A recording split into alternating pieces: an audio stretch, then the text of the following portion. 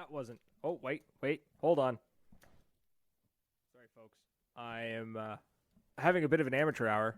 Hold on. Almost there. Ladies and gentlemen, welcome to episode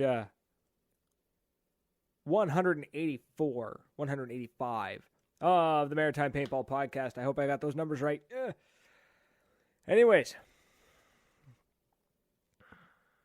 I'm going to apologize. I'm not wearing my sunglasses today, so you will see my extremely exhausted e-celebrity eyes today. It's so tiring being in the public eye all the time. But it's a bad joke, ladies and gentlemen. It's a bad joke. We've got a couple topics. We're going to talk about. Tim Banks should be joining me shortly, so you're going to hear a little ding. And then I'm going to click on my keyboard a bunch, and we're going to jump him in here.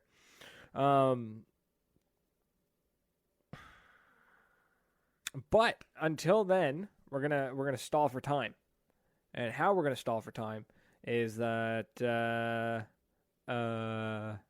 I'm just kidding. I'm excited. I'm excited for this episode. It's gonna be a good time. We got a lot of great topics. I actually reached out. Was it yesterday? I think it was yesterday. Or the day before. Just asking for ideas. You know, like what topics do you guys want to hear? And it was amazing. The amount of the comments that just blew up were fantastic. Just a ton of conversation occurred, and it was perfect. Sorry, my audio is sounding really strange to me. Hold on. There we go. That fixed it. So, yeah. So there's that ding. Hold on, folks. This is going to take some finagling. We're going to make this happen, though.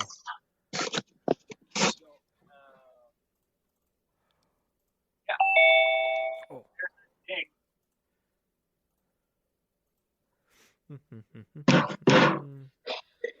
There we go. Look at that. It's almost like I know what I'm doing. Bam! Look at that. Tim Banks, look at that under hat. Wait, hold on. Wait. I still have one sticker left, but I don't know what to do with it. Yeah, I got them everywhere. Why do you have so much under stuff? It was a product I found that I liked, and then when you order stuff, they send you a couple.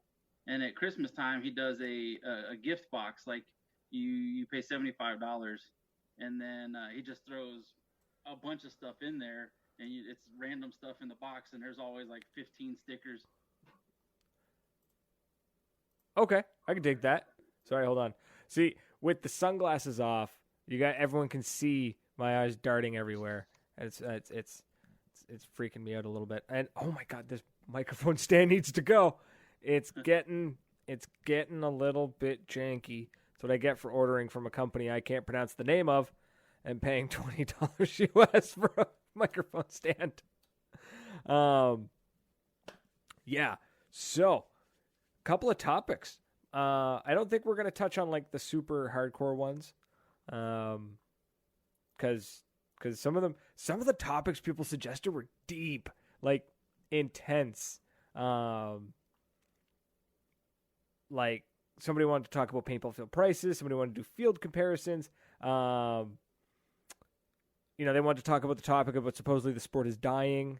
And I was just like, damn, that's some pretty deep shit. Lead Farmer had a great idea. He said beards. We need to do a Beards of Paintball podcast. But you know what? I think it'd be pretty sweet if we get a bunch of people on, just like stagger them, and just all beard. All of them. And the grooming tips.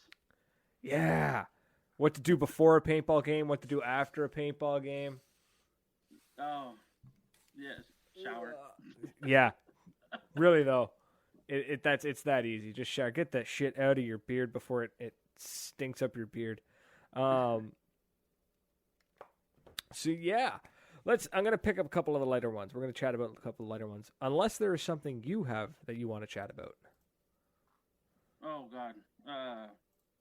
I don't get to see my Facebook every day, so I just saw the post today I didn't even get to chime in on it, but some of that stuff you said is, or had mentioned other people had asked the stuff that I had asked, I don't know, several months ago when you'd asked for topics.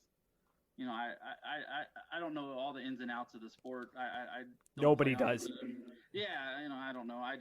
It seemed odd to me that like some fields charged X amount of dollars for a box and a box of paint, while others had a different business plan where you paid X amount of dollars for a rental and got 500 balls for free or whatever. Like I had no idea what the standard was, or if there was one. I don't think there's a standard. No, apparently not. No, it's. I think it's more based just on operating costs of the paintball field. There's some fields that have massive operating costs that I like. I know some fields that spend. They spend. How do I word this without sounding like a complete moron? The amount of money they spend to stay open is the amount of money some fields would love to make in a year. Like, I know some fields that make mad money. They spend mad money to pay their refs, to pay for their land, to pay insurance, to buy paint, to pay maintenance. That's something a lot of people don't think about is, if you got a rental fleet of 200 markers, like that's not easy to maintain, right? Somebody's got to maintain that. I couldn't even comprehend.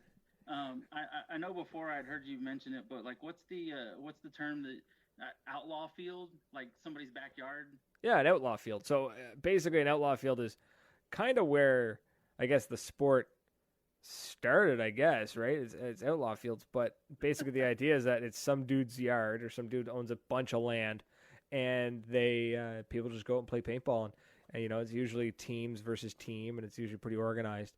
That was pretty much where I started.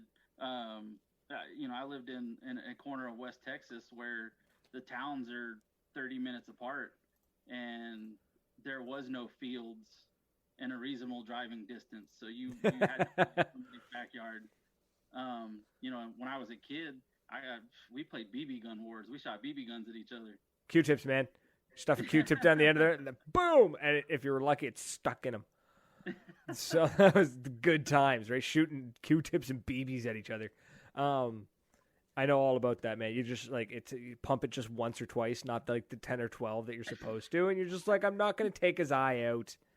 Maybe. Well, you get the one guy that has the breech load pellet gun.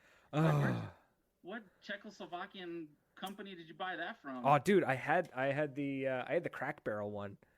Like it was just like gunk, and then you just put the pellet in, just like snap, and it you had to crack it over your knee because the spring and the gas cylinder was just like, oh, buddy, so much fun. It was. I swear to God, I think that pellet gun could hit as hard as a 22. Like it was bad. Yeah, absolutely. That's what they're meant for. They're shooting 1,200 feet per second, trying to kill a small game. Yeah. We went squirrel hunting a lot. Missed a lot. That's why we had to go a lot. But, I mean, and outlaw is, there's outlaw fields out there. So, I mean, if you want to go to one, I know some people who would never, ever, ever, ever touch an outlaw field. I've been to several, and it feels like I'm talking about like a speakeasy and just like kind of be really quiet about this. But like it's, it was exposure to paintball that I had never had. Yeah. Like the guy that it was his backyard. Him and his dad had a metal building business, so all the bunkers were made out of sheet metal and stuff. Oh, nice. So you lost your hearing as well, like paintball smashing off sheet metal. It was loud. Oh my God. Most of the guys, they got their stuff from Walmart, so it was a lot of Spiders, a lot of 98s. And we ran CO2. They had two big bottles that they had filled up at the welding supply company, and nice. They had a fuel station in the backyard. You showed up and you played all day long, and you played until it got too hot. 110 out there. I don't know how you people live there. For metric or Canadian. It's a lot. It's hot. 110. That's like, I think that's in the low 40s. Yeah, man. So, and then it is. we moved to the other side of Texas, and it was something similar. But these guys played on a team and they traveled around. And somebody owned a business, a printing factory that had a bunch of space in the back. So they sent up inflatables back there, and they ran a compressor for HPA. And they had rules. Everybody had to chrono their gun. It was a little more organized. Yeah, and that's the thing. The outlaw fields I've been to, like the dude, okay, it was a legit outlaw field. The guy, it wasn't on any maps. Like I had to meet them at town, and then I had to follow them. But the guy had a wholesale account with what paint company was it? Anyways, the dude was buying paint at wholesale prices. Like it was like this weird mesh of like legal gray area of like the paint is being purchased from a legitimate source, and then we're just like trucking it to this area where it's just like, I sure hope nobody takes their dog for a walk. Like it was, These guys, they had a pallet of Valken field paint, and they would sell it to you at cost. So yeah, I mean, it worked out pretty good. Yeah, outlaw fields are awesome and terrifying all at the same time, because if anything goes wrong, you're screwed. Like odds are that there's nobody nearby to help. At least some fields have like some first aid training. But yeah, if you're playing in an outlaw field, odds are you're like in the middle of the woods in this really hard to get to place. And if you're going down, they're going to have to like medevac you out. Like they're going to have to send the helicopter. The dude's going to come down with a rope, and like, that's how you're getting out.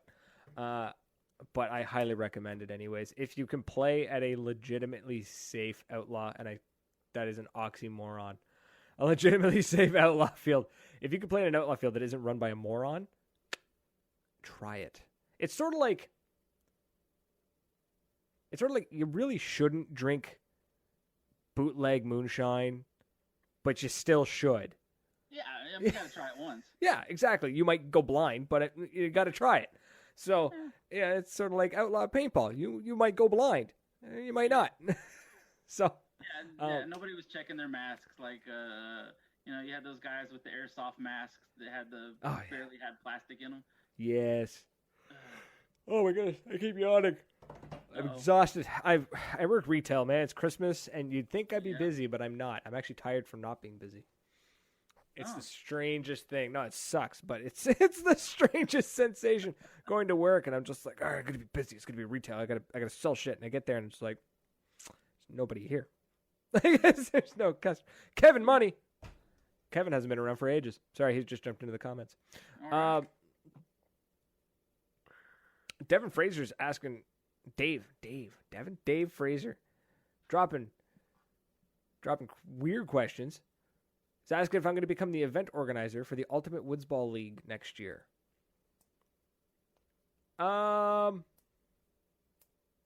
Possibly. I might be helping with that. Yes. That is the plan. Basically, we're hoping to host the Ultimate Woodsball League in Moncton, and I will be a partner in that. So, I keep yawning. I'm sorry. I apologize. It's. What happens when you're an adult and you have a job trying to juggle personal life? Well, that's just it, right? Like I've got 4 jobs now. Like I've got my real job, and then I got all the other stuff that I decided to volunteer for, and they turned into jobs, and I'm just like, whatever, just run with it. Who gives a shit? It's like right now, all the veteran militia guys, on the Facebook page, they're all trying to figure out, who wants to be on what team next year, and it's a little early, isn't it? The main thing is they're trying to start getting the people thinking about being on a team and who's willing to commit to traveling, that kind of stuff. And gotcha.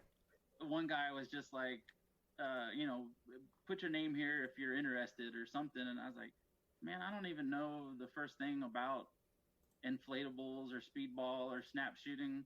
And then he was like, well, that's okay. He's like, what's your, what did he say? What's your like paintball number, your registration? I don't know, some ranking number or something. I was like, I don't have one. I haven't heard anything. What division do you play? New. Like it's like yeah. So I know if I point this end that way. Right, yeah, exactly. Yeah, I know that. Yeah. Yeah. What division do you play in? Tell you what, you meet me in the parking lot and you tell me what division you play in. And then I'll know that you know what you're talking about before I tell you what I'm in. Like, that's the kind of conversation that's going to happen. So I just picture this. You always see it at the field, right? You always especially on not only at the field but also on like Facebook. But you always see like the hardcore teams that they're trying really hard and they got like a captain or a couple of like two captains that are just like super hardcore gung ho, but the rest of the team is just like trying to herd cats. And it, you know what I mean? And you just you feel bad for laughing, but it's too funny. So, but I wish I could commit more. But man, I got kids and life stuff, and it's just I really want to learn. That's the main thing. I just want to try and get out to the field with the guys locally that practice, just so I can learn. Yeah, absolutely. Maybe someday get out there. You know, I got one kid out of the house, and I got another one about to be. There you go. Ish. So right. As soon as you don't have to feed them, that's when you just allocate that food fund over into paintball. Yeah, there you go. Right, exactly. Like, oh shit, shit's popping up everywhere. Let's talk. Where I can see the comments. Oh yeah, it's in the it's weird. Facebook's really strange with it. So it.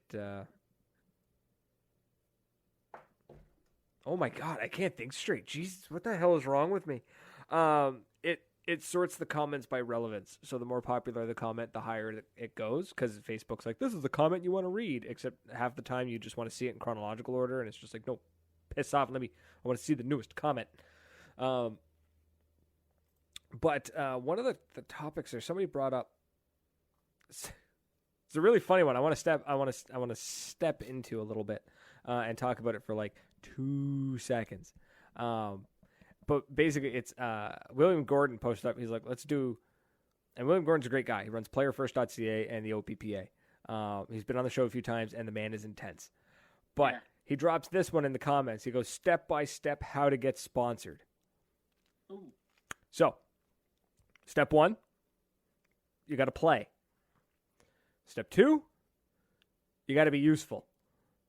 Step 3, you got to be useful. Like, that's it. That's how it works. So, a lot of people think that getting sponsored is just playing a lot and then asking a company, hey, can I be sponsored? I know. I was talking to one guy who works for a particular company that I won't name because I don't know if he wants. Anyways, that I guess they get 2 or 3 emails a week. Yo, I bought your pants. Can I have a sponsorship? Or like, I use all your gear. Can I get a sponsorship? And it's like, nah, bro. I don't know who you are, right? I don't know what you do. You know, like it's just, and that's it. You don't have to be a good paintballer to be a sponsored player. If you want to be sponsored in like the pro leagues, then absolutely, you got to be a good player. You got to play on a good team, and you got to score some serious points. That's how that works. But like for myself, it was just a matter of this podcast. That's, you know what I mean? I created this podcast, and that's how I got a couple of sponsorships. Dreadcam, great guy. I was super proud of him when he scored his die sponsorship, and I watched that guy grind. Like, he worked hard to earn the respect of those guys. So, and I just said his name because it just popped up in front of me here. So, but there's a couple others, and I'm sure they've got all their own stories. But a lot of it is create a buzz around yourself and be useful. Don't you got to be useful. That's the thing. Reaper is an awesome one to have on about being sponsored because the guy is just amazing. He's a walking billboard, right? Like he's so good at it. Anyways, that's a show for that's a topic for another show that I'm hoping if I can get the logistics to work right, I'm going to have like 5 or 6 of them on at the same time. We're going to have a big conference, and it's going to be all the different angles. It's going to be great. I can't wait. But most of all, you got to be useful. And no, just because you buy their gear doesn't mean they give a shit. So I'm sure they love you for buying the gear, but I really guarantee that they don't care about trying to give you a sponsorship. They appreciate it.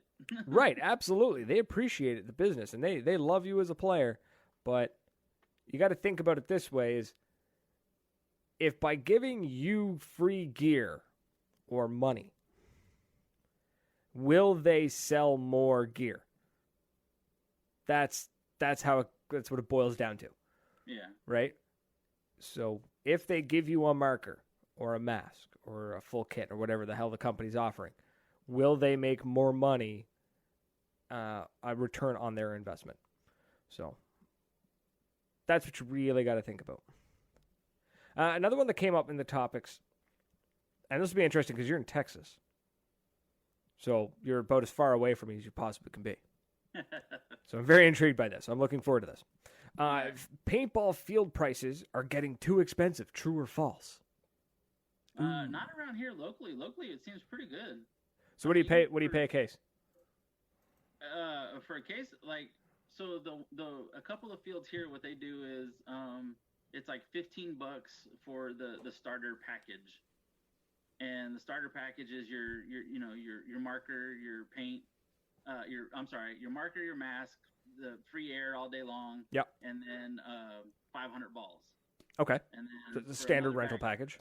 Yeah, and then for another 500. Shoot, what was it the other day?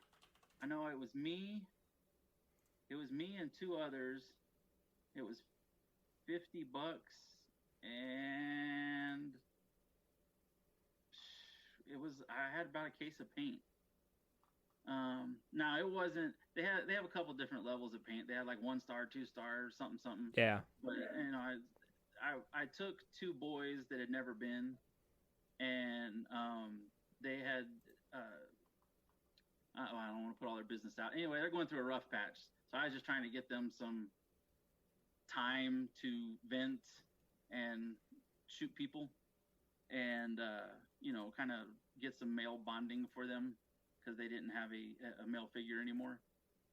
So, like I said, it was the 3 of us and about a case of paint. I paid $55, I think.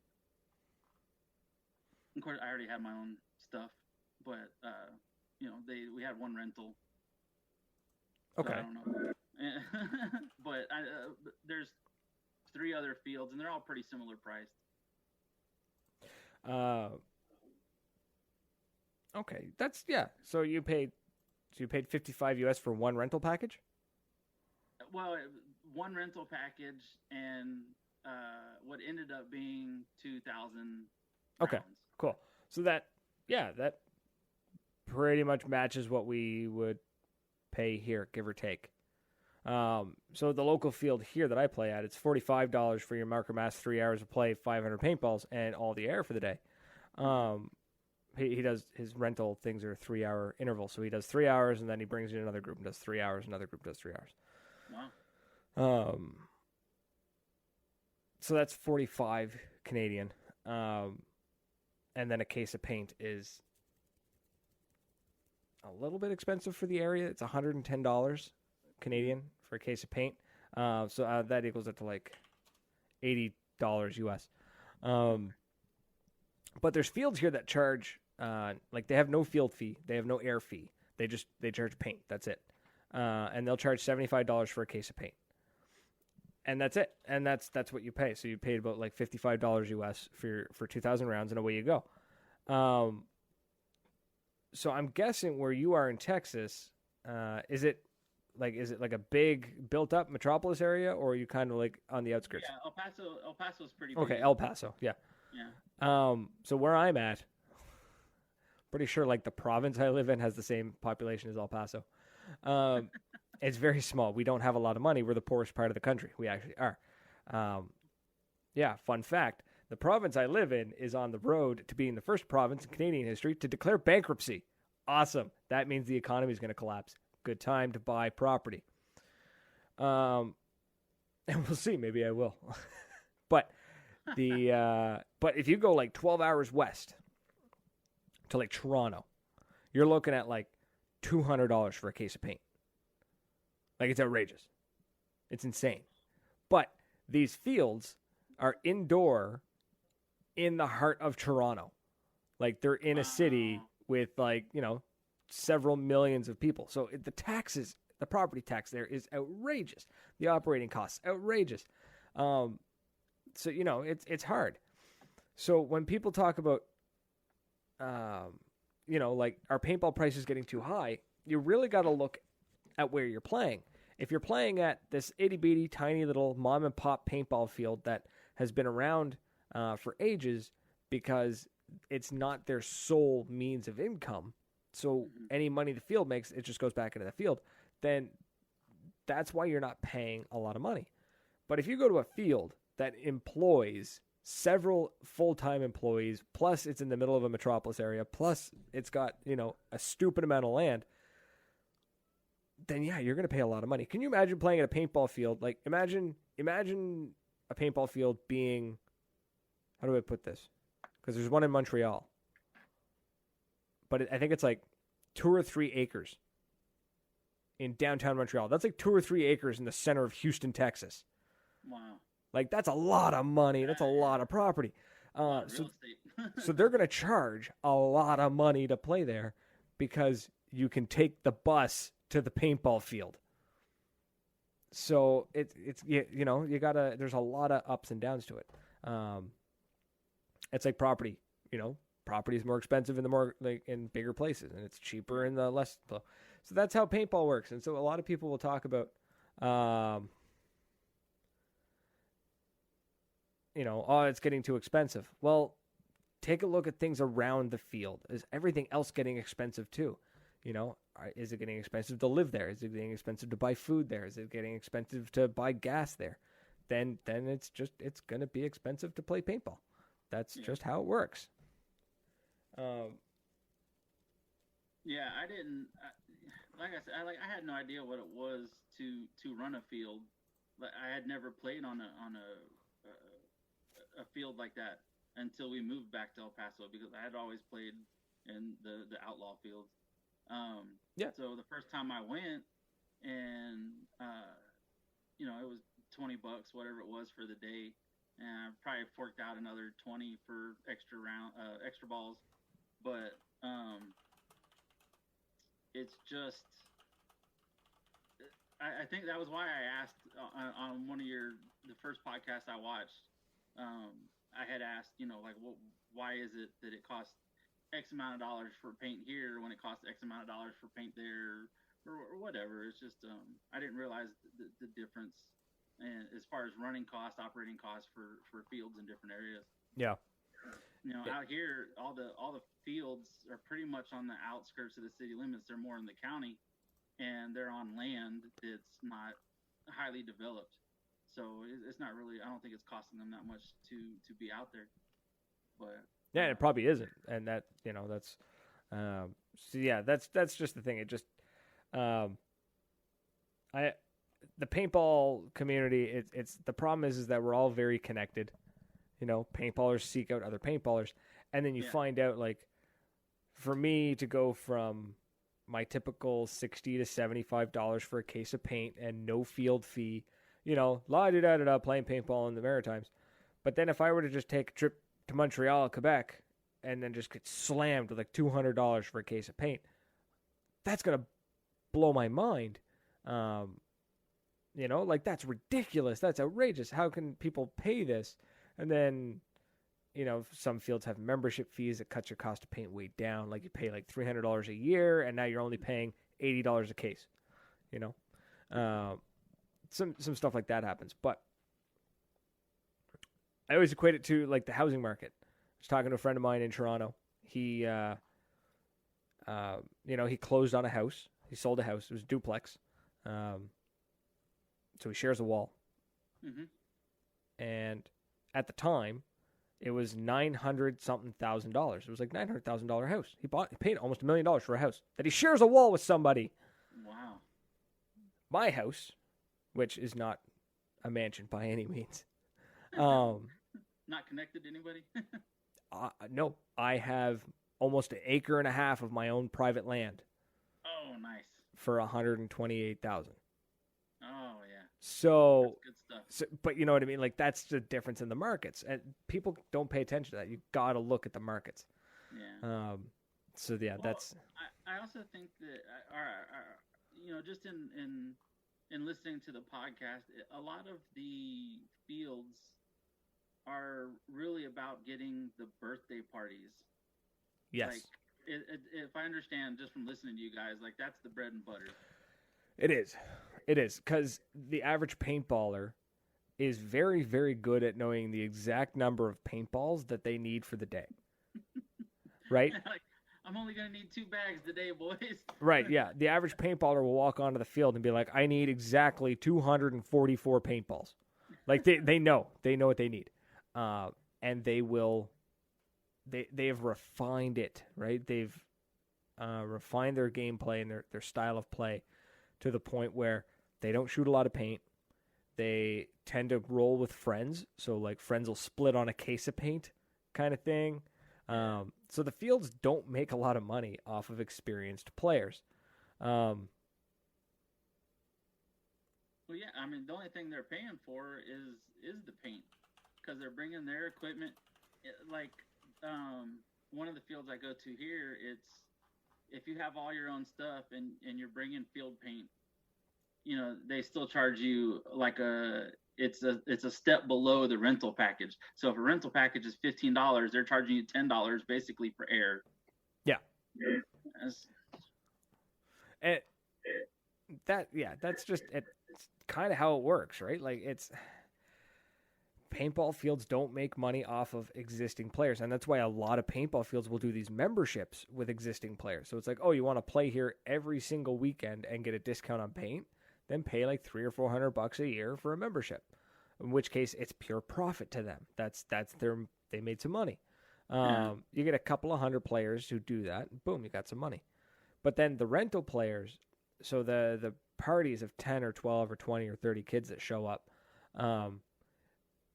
there's more than just paint and rental fees included in that, right? Because the prices tend to be inflated because the average person doesn't know what the average cost of paintball is. The field will often be like, oh, we'll do pizza for you for $50, and then, like kind of thing. They're making money everywhere. And then, it's like, oh, well, little Timmy wants to come and play paintball. Okay, well, it's going to be $20 a head, plus it's going to be $20 for paint, plus it's going to, you can upgrade little Timmy to the really cool paintball marker for a little bit extra. Like they do the these birthday boy special. Yeah, exactly. They do these little tricks to make more money, and that's why they love rental players. And that's where it's at. Samuel Hodder just joined the comments. I haven't seen that name in a long time. We're going to talk about that in a second. But actually, we're going to talk about that now. So, yeah, so basically, at the end of the day, fields make money off rental players, and if anyone wants to argue with it, I will argue it. But it's the way it is. You were all a rental kid at some point. Yeah. Whether you played at an outlaw field or not, you were a rental kid. Now, we need to go through some stuff. Some cool shit is happening in the world of paintball. Some very cool shit. We're going to start with... Oh, what are we going to start with? We're going to start with this. We're going to start with this badass piece of kit. The Umarex? Umarex. I think I'm mispronouncing it. Anyways, this bad boy is a 50 cal paintball revolver. It is just sexy. It's just so sexy. Now it's being offered by Tier 1 Armament with a pre-order if you're in Canada. So if you're not in Canada, don't worry about it. But you guys have other distributors to buy from. But if you are a Canadian, Tier 1 Armament Store, tier1armamentstore.com. And you can pre-order the Umarex revolver. Thing is just, hold on, I want to look at it again. This thing is a monster. It is just aggressive. It's like if I run out of paint, I could beat you to death with it. Like, that's what this thing looks like. So badass. Tucker, we're going to get to that in a second, buddy. Don't worry, we're on the same wavelength. So that Umarex is a 50 cal revolver. Very cool, very badass. I kind of want one just because it'll go with my beard. Right? I need You know what I mean? I wouldn't even like half the time. Probably wouldn't even be fucking loaded. It just needed to be in a holster on my leg, just because of the beard. Then you gotta go to one of those tombstone scenario games. Yeah, absolutely. Pump and pistols only. Right? So, speaking of which, Tier 1 Armament is actually one of the sponsors of the show. So, they're longtime friends of mine and sponsors of the show. So, tier1armament.com, they are like the MegFed distributor for Canada. They handle MegFed paintball. They handle airsoft. They handle everything in between. Soft goods, parts, things like grinds. Yeah, there you go. He's got it. The grinds. Yeah, so they offer that stuff as well. Now, John, quit giving stuff up in the chat, bastard. Got to it before I could. We're gonna take a quick second. We're gonna check this out. Check out this sweet video of just this first strike capable revolver. Is what this thing is. This thing is just so badass. And there's a nice picture of it. The entire thing is 3D printed. So I just love watching the cylinder go around. Yeah. Oh my god. It's first strike capable. The thing just looks like Dirty Harry played paintball. The way it works is really ingenious because it is 3D printed. The inside of it is not smooth. It's 3D printed. What can you do? It's designed to have a freak insert put into the barrel and then locked in place with a pin. So it uses a freak insert, which I thought was kind of ingenious instead of trying to figure out a way to smooth out the inside of a 3D printed. And that's the thing. The entire thing is 3D printed. Which makes it very expensive. But look at it. It's a 68 caliber, first strike capable, 6-shooter revolver. What more do you need? Actually, I think it's only 5 shots, awesome, to be honest. But so that's being done by Sells Swords out of New Zealand. Fantastic guy. Samuel Hodder's the one who runs it. We've had him on the show before. It was logistical nightmare to get him on the show because he was in New Zealand and the time zones and everything it was wild. Cool accent though. The guy had a cool accent. So, so John's not sure if they ship out of Australia. I think they do because I think there's somebody here in Canada has one. But I could be wrong. They could have changed the rules. I don't know. Either way, if you can get one, do it. If I had the money, I'd buy one because it's a 6-shooter, first strike capable. Like that would match my beard better than the Umarex. So that's super cool. So definitely go check out Sells Sword. Dude's great. Makes great stuff, and it's just exciting. What the hell is that? Okay, there we go. That's better. Sorry. My the feed went kind of funny. But speaking of cool stuff, the command goggle system from Bunker Kings is still available on Kickstarter. There's a link in the description. Today is the last day, I believe, that you can save $50 on the mask. So the mask is $170. You can get it for $120. I highly, highly recommend it. I have not had one. I have not had one on my face. I have not held one. But I guarantee you, it's a badass looking mask. So it's probably really good too. Like I can't even. It's amazing. Right. Very cool. Max from Bunker Kings was a fantastic guest. We had him last week. Speaking of, yes, best, it's unbelievable podcast. Right? The dude's just dropping knowledge bombs. Right? Yes. Like when he held up, he's just like, yeah, okay, put tape on the mirror. I was just like, I'm going to go do that right after this. Like, that is awesome. Go to Walmart and be like, I need a bunch of big mirrors. Like, yeah. That was just great. That was great. Great stuff. Yeah. Sorry, people are asking what the hell the Umarex, or not the Umarex, the cell swords thing is worth. If I was thinking straight, I would have already grabbed that, but I wasn't. It's cheaper than a damn Amen. It probably is. Like it's not on. Where is it? It's not on his website. I don't see it. That's a shame. Oh wait, there it is. It is. What? No, hold on. Oh, it's a kit. I've been deceived. No, not really, but it is a kit. So it is a front conversion kit, extended hinge, and a 6-shot cylinder. You need to own a Crossman 357W or a Vigilante revolver. So, yeah, it's worth it. Yeah, absolutely. It's just getting hold of one of those things that you need is a little bit iffy. He's still got the ballistic knives on his website, though. He's still got the ballistic knives. So that's awesome. That's badass. Zach Joseph, hashtag Tape Tip Tuesday. Tucker's giving me an epic fail. You know what, Tucker? I used to like you. But yeah, that mask is badass. The Bunker Kings mask. And like I said, there's a link in the comments there. If you click on it, it will take you right to the Kickstarter where you can save $50 on the mask. So highly recommend that.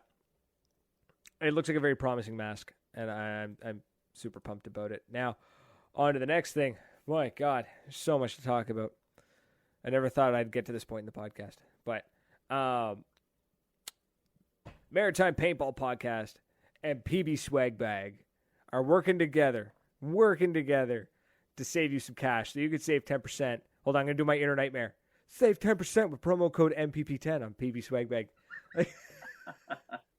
No, but seriously, save 10% if you go on PB Swag Bag using the promo code MPP10. So that's super cool.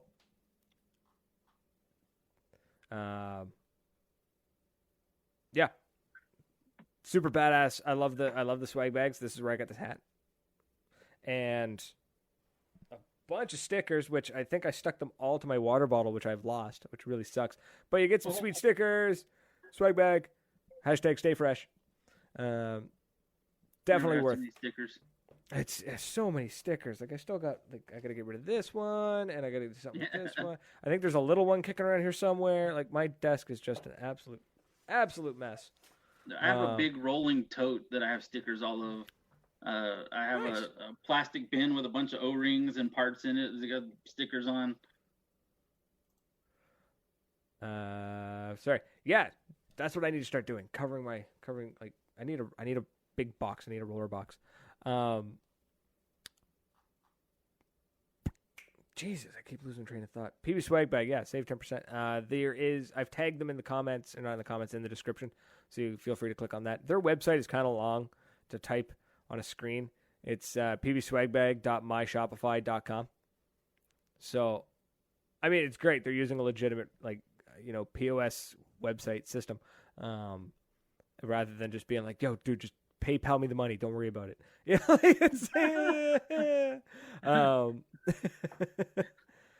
Right? No, I don't know. Don't worry about the fee. Just send it to me as a gift. It's all good. Yeah. But yeah, you can definitely save some 10%, save some cash, and you never know what you're gonna get. Right? You might score like a sweet hat, like this bitch and Exalt hat, and my elbow pads that I got with them as well that came in the package. It was really cool. It's something that I didn't know I wanted until I had it. So, are there different levels? Like, is there a smaller bag and a bigger bag? Yes, or is they all yes, the same? there is. There is actually two different bags. So, when you're on their website, maybe they got rid of it. I was understanding that there was two, because now there's the swag bag, there's the super swag bag. So, $37.95. You pick a t-shirt size, pick a tank size, not a tank top, actual air tank. So, and it's $37.95 US monthly, and they will send you. The package is guaranteed to have at least $38 worth of paintball gear in it. Sometimes it'll have more. But they're all from like top companies, right? You're going to get GI Sports, Exalt, Raza, Dye, HK Army, Empire, a whole bunch more. And you never really know what you're going to get. You might get a headband. You might get like barrel sleeves, barrel squeegees. Sorry, not barrel sleeves. I mean, you might get a barrel blocker. Yeah, maybe. Yeah. Right? You don't know. That's the best part. And it's just awesome because it comes into the blue package and you see it and you're just like, good. You tear into it and it's, so good. So until further notice, until they don't like me anymore, I'm gonna have hopefully every month we'll be opening a bag live on the air and encouraging viewers to be like, you know what, I want to do that, and you can do it just for 1 month. Like you can subscribe and then cancel, right? I really liked what I got in mine, and I'm excited for the next one. Because, but here's the thing: if you are not picky, like if you, how do I put this? Don't expect like crazy, like don't expect to open it up and get a marker. Like it's not going to happen. You know what I mean? Like it might. Sometimes there's that guy out there. There is that one guy that did win a marker, you know. But like don't order this and be like, hooligan for the Maritime Paintball podcast said I was going to get a mask. I'm like, no. You're going to get some cool shit, but you know, so don't be that guy. Don't do that. Don't do that to me. Also have an open mind. Like crack it open, and you know, if it's not something that you wouldn't immediately buy, well then it's, you know, still give it some time. It'll grow on you. I guarantee it. Yeah.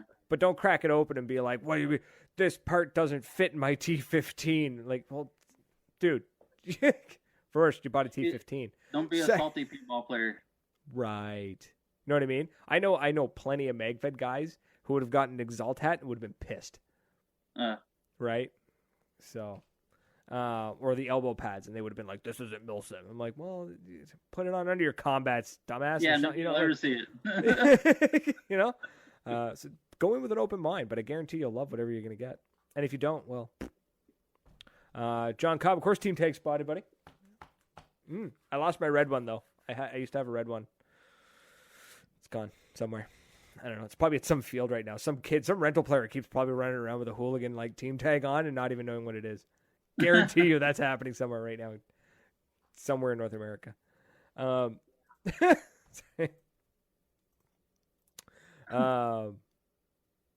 I totally forgot that I had Twitch going as well, and I've missed a comment there that just says moist. I want one. I don't know what he's talking about. I talked about a lot of products. So. But I'm going to go with the hand cannon. That's probably it. MIC gear, Made in Canada gear. Yeah. He's a hand cannon kind of guy. But could have been the sticker. Maybe I held up the PB swag bag sticker and he's just like, moist. I want one. Oh, I love PB swag. Right.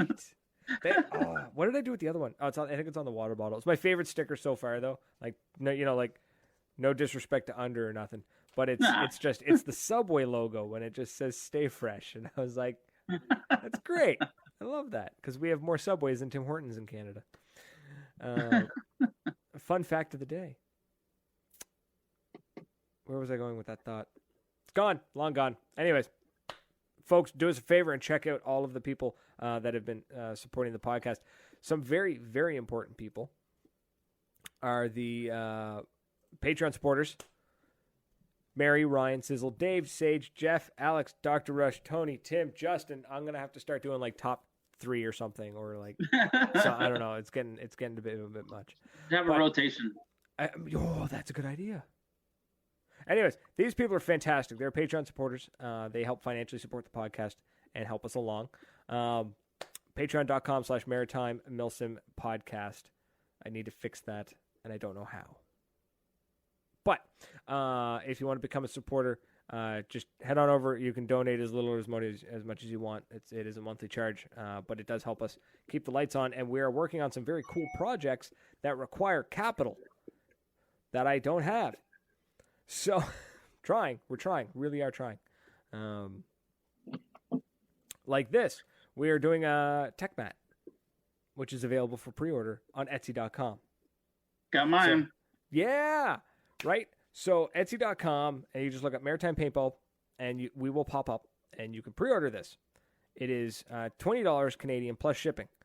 So, and it is a flat rate for multiple items. So it will change the cost of shipping depending on where you are. It will update. So if you live a little bit further away from me, say like, I don't know, Texas, you pay a little bit more in shipping. It's just not me. It's all based on Canada Post. So this isn't me just pulling numbers out of my ass. This is Canada Post being like, no, he would have to pay $17 shipping. Yeah. But if you ordered like 4 of them, it's still the same price in shipping. Should have ordered more. Right? Do you want me to cancel and refund your order so you can order like 10? No, not this month. Not this, right? Hold on. I got to pay the mortgage. This whole month at work. So here's the thing with the pre-order. It is pre-order. Is that there needs to be, how many did I say? 15? 15, yeah. 15 need to be sold before they'll go into production. So far, we've sold 4, I think. And it's a thin tech mat. It's not rubber. Well, it is neoprene rubber, but it is not PVC. Like it doesn't have all the fun grooves and stuff in it. But it is meant to just be rolled up and thrown in your gear bag. Right? So that way, if you got a really nice, shiny, beautiful speedball marker, or if you're like one of those MagFed guys. I keep ripping on the MagFed guys because I am one, so it's awesome. But if you're like one of those MagFed guys that has more tactical shit than anything, and your marker never seems to be dirty, you have this beautiful tech mat to lay out your marker on, and it doesn't get all dirty and shit. And the thing is like 70 centimeters long, so it's just over 14 inches long by 12 inches tall, by a couple of millimeters thick. So get your wallets out, people. Right. Get one. Do it. So once we get 15 of them ordered, and I sent an email out to everyone who ordered one too, and it was just like, hey, thanks for your order. By the way, you're not getting it until there's enough ordered. But refunds if you want one. That's not a problem. So I want my tech mat. Yeah, so once we have 15 of them ordered, we will get the production. And once we have them ordered, like once production starts, you should have it within like 3 weeks.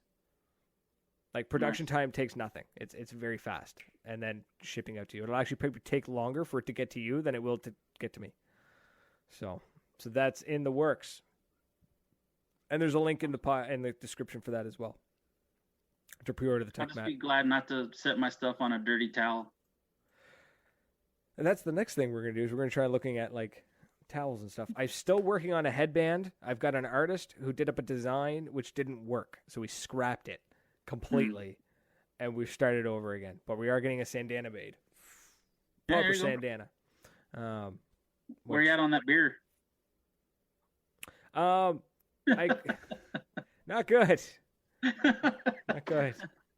I may have to do some homebrew. Yeah. And then figure out how to transport it without being arrested. Right? Got like 6 cases of hooligan beer in the back seat. What's this? It's personal consumption. Don't worry about it. You're transporting beer and you have guns back there? No, sir. Yeah. They're paintball markers. Trust me, the RCMP don't care. They will tear your car the fuck apart. So yeah, I mean, yeah, it's especially a MagFed stuff. You got MagFed stuff in the back seat. Oh my God. So story time.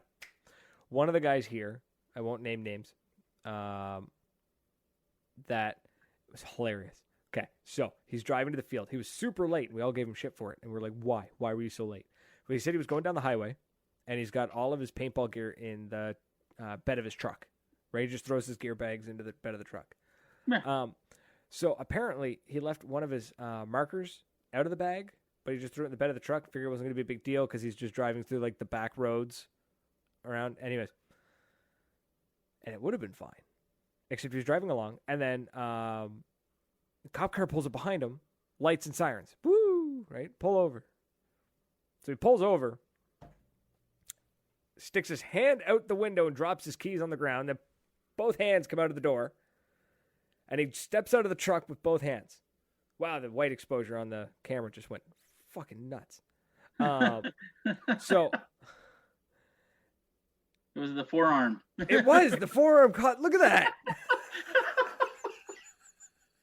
So, anyways, he steps out of the car with both hands above his head, and he goes like this, right? And he steps out of the car, and I think he kneels. I'm not sure. Anyways, RCMP officer just. Now he's, I mean, like a dude, you pull a guy over and he drops his keys on the road and steps out of the truck with hands on his head, you're instantly thinking he's done something fucking horrible. Yeah. Right? So, of course, cop's got his hand on his gun. It's not, he didn't unholster it, though. He kept it in the holster, but he had his hand on his gun, and I'm pretty sure it was, like, unclipped, if I remember the story right. He then looks at him and goes, "What the fuck are you doing?"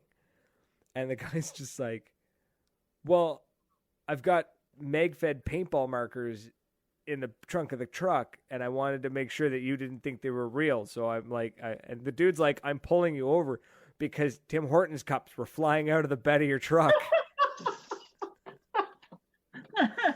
But now I'm going to tear your truck apart." And like, spreads all the gear out on the side of the highway. That's, oh my gosh. So, yeah. So when you went to the Carolinas for a game, I did. That was horrible. No, actually, it was fantastic. I don't know how anybody lives there though. Holy shit! When you travel like that, like what do you? I've heard people say like they got to pull regulators out of bottles and yeah. So if you fly, the regulator has to come out of the air tank. Simply because the pressure, because they store where they store all your luggage and shit isn't pressurized. Oh, compression, right? Decompression. Yeah, so it'll actually, but what'll happen is the decompression can happen so fast because the plane moves up so quickly that your the little thingies, the burst discs, they should burst, but if they malfunction, the whole tank will detonate. Woof. Right, so the burst discs should do their job, pop, and then then the air gets out. But if they don't, then it just ruptures the whole tank. So they require you to remove the regulator from your tanks, which is not a big deal. Once you've done it once, it comes off very easily. But the biggest thing is packing your gear so that it can be easily opened and viewed. So we'd pack all the gear. And anytime we go to the airport, we would check in and then immediately ask to go to oversized. Even though our luggage is technically big enough or small enough to go into regular, we would always request oversized because then they scan it in front of you. So that goes to the X-ray machine in front of you. Because 9 times out of 10, it goes through and then they open up your luggage because they see the outline of a mag-fed marker. Now, I have family who work for airport security who said, when I told them this, they said, "Well, those people are morons because in the X-ray, you can clearly see air chambers and a lack of a firing pin." Yeah. And I said, "Yeah, but they still took my gear apart."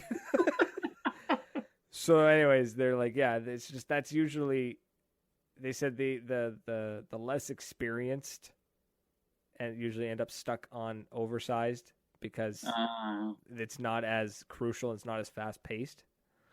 So anyways, they always tear my gear apart. They always pull the marker out. They're always looking at everything. They want to know what's going on. The really scary part is the fact that it's totally unregulated. I've gone, so nowhere to lie. So I went with a buddy of mine. He throws his gear on it. They scan it through. They open it up. They look at it, and they're just like, and he goes, "It's a mag-fed paintball marker." Guy goes, "Okay," and puts it through. No big deal. Mine goes through. He opens it up, calls the supervisor, tears my entire gear bag apart, asks me where the bullets are, asks me what the magazine... Like, he just went through my whole shit. I was like, it's the same thing as that guy's. Wow. It's the same thing. Like, it was brutal. And then another time I went and they scanned my gear and they were like, yeah, no, this needs to go over to the other place. I was like, but I want it to go through oversized. They said, no, it's got to go to the regular one. I said, okay. I went over. They scanned it through. And then they said, what is this? I said, it's a paintball marker. And they said, it's a gun. I said, no, it's not. Not using that word. It's a paintball marker. It's a marker. And they said, where are the bullets? I said, it doesn't use them. I said, it uses paintballs, and I don't fly with those because they'll get crushed. Where's the propellant? It's an air tank, but the air tank is currently empty, and here's the regulator, and here's the tank. Anyways, long story short, I had to pay an $80 registration fee so that Air Canada knew that my, how do they word it? It was to make sure that they could properly track my unregistered firearm. Unregistered. I was like, it's Canada. I can't have an unregistered firearm, and if I did, why would I bring it to a fucking airport? Oh, jeez.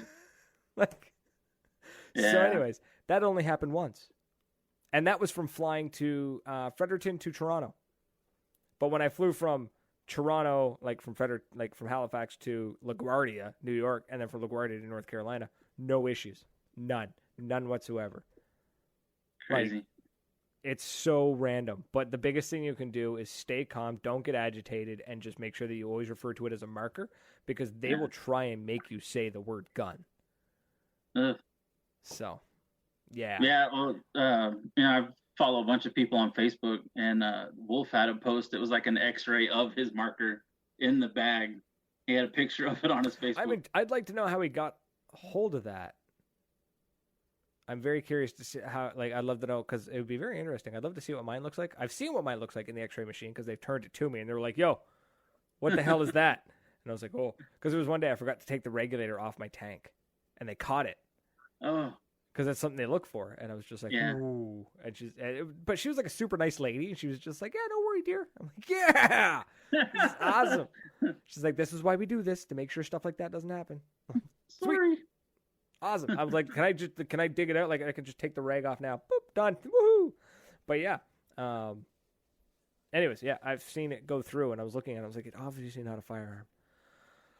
But it's international airport, and security is, security. So it is what it is. So you just sort of deal with it. Don't get agitated. That's the biggest thing. If you get aggressive, you end up in a room with no cameras. So getting poked at with a dude wearing gloves. So. Yeah, good time. I'll give you a story. Somebody in my family works for government, federal law enforcement, and after 9/11, they always go to the airport. They always go to a special counter. They check in. Hey, I'm law enforcement. I'm carrying blah blah blah blah blah blah. So he does this, and then when he gets to the checkpoint, he shows them the paper. They're like, okay. They put his carry-on bag in the machine. They take his nail file because he's not allowed to have it. I'm not surprised. Like, that's... He's carrying a weapon. Right. I have a loaded firearm. Yes, but you can't have these nail clippers. But he can't have his nail file. Like, what are you making? Just some stuff, man. Some stuff. Like, it blows me away, some of the stuff that happens in those airports. I always laugh at, the people who don't understand the no liquids thing.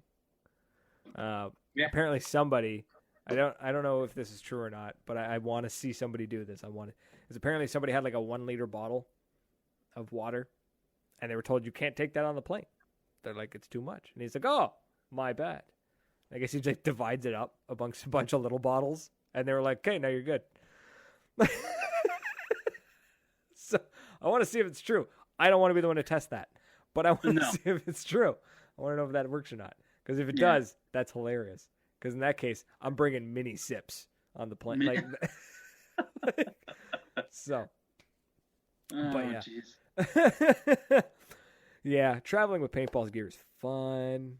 It's what really sucks is when you watch a loader on the plane, you're sitting there and you're looking out your window and you just see the dude huff your bag, and you know that it just went mask first into something solid. And you're just like, no. But what can you do? Try to carry your mask with you, I guess. Cry a little bit. Yeah. Shed a tear. Yep. Well, it has been an hour. It's been a fun hour. John Cobb, gift of gab. Damn right I do. Both do. But it is that time. We're at an hour and 5 minutes. So we're going to end the show. For everyone who stuck around chatting along in the comments, thank you so much. I'm sorry I couldn't drop knowledge bombs like Max did last week, but, you know, we'll figure something out. Fun fact, actually, now that we're ending the show, super fun fact. This is, the podcast is officially 3 years and 1 day old. Wow. Yeah, yesterday was the 3-year anniversary, the official 3-year anniversary of the podcast. Neat, eh? Yeah. 3 I think I've years. been listening about a year, maybe a little bit longer. I can't even remember how I found the podcast. I was just like, I'm a big podcast person. I was like, oh, I love paintball. Let's see what's on there. Yeah, right? Like, Type in paintball into the podcasting app. See what comes up. I had no idea where the Maritime was. And I was just like, paintball podcast, I'm in. Right? Yeah, it's wild, man. We'll probably like go. Well, I'm gonna do New Year's. I'm gonna do a clip show. I'm gonna try and figure that out. I gotta find time to do that and see if we can do like an hour of just like top 10 episodes. Oh, that would be good. Top 10 episodes. I'm gonna have to go back and hunt some down. So number one definitely goes to the one where we had Wolf and the Command Bros on, and we were talking about porn sites. That was a good episode. No paintball was discussed. It was great. So, anyways, we're out of here. Man, thanks for coming on and chatting. It was a good time. I appreciate it. I was glad to be on. Yeah, it was a good time. For those of you stuck around chatting in the comments, thank you so much. For anyone watching on Twitch and or YouTube, on the YouTubes, thank you as well. MIC Gear is hanging out over on the Twitch because Twitch does actually give us a better quality feed. But yeah, and also we are on YouTube as well. So if you go check us out, Maritime Paintball Podcast, want to subscribe, we appreciate that. Hopefully in the new year, in the new season, we're going to have a lot more videos, actual like third person edited, slow-mo, bitchin' music kind of videos. We're going to be doing that up. So good things are coming. Please pre-order the Tech Mat. Please. I want mine. Yeah, you have to order it so he can have one. I'm going to have to order 10 more. But yeah, that's it, folks. We are out of here. Until next week, cheers.